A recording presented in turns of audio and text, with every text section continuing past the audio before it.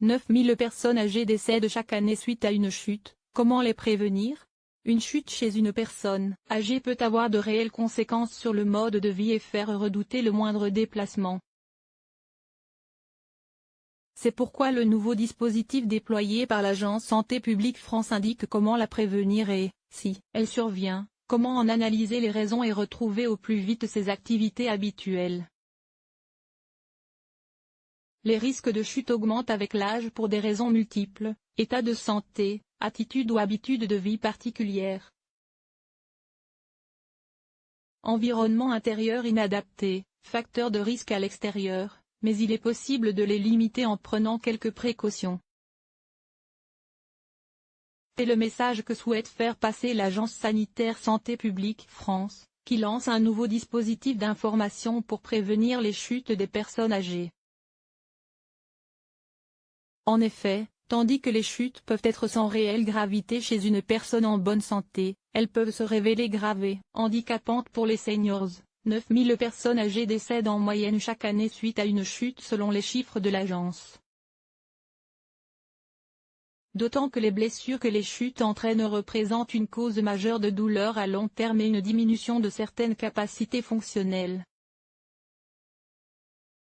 Elles augmentent aussi le risque de perte d'autonomie et la nécessité d'avoir recours à une maison de repos, ce qui représente un fort coût économique.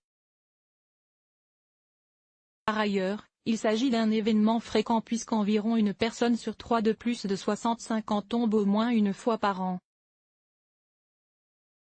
En cause, le vieillissement biologique qui peut altérer le fonctionnement des différentes composantes intervenant dans la posture, et l'équilibre d'une personne, aussi bien au niveau sensoriel, musculaire et postural qu'au niveau cognitif.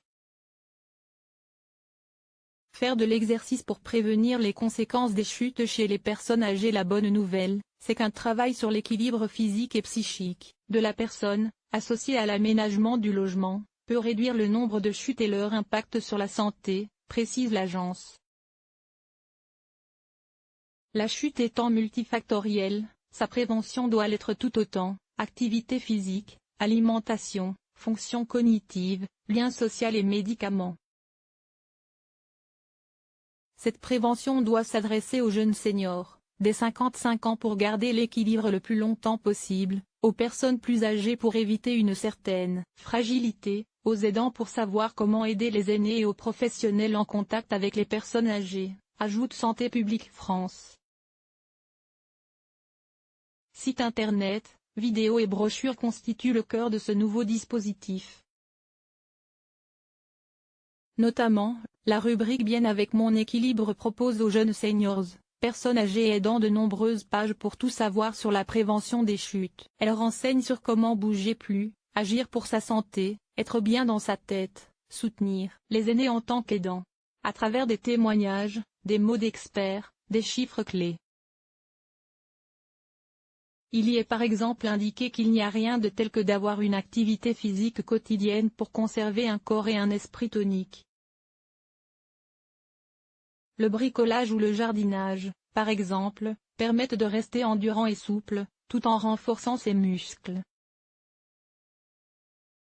Adopter de nouvelles habitudes pour ne pas tomber. Disponible en ligne, la brochure Bouger en toute sérénité explique dans le détail comment entretenir son équilibre, avoir des activités variées, adapter son logement et comment agir en cas de chute.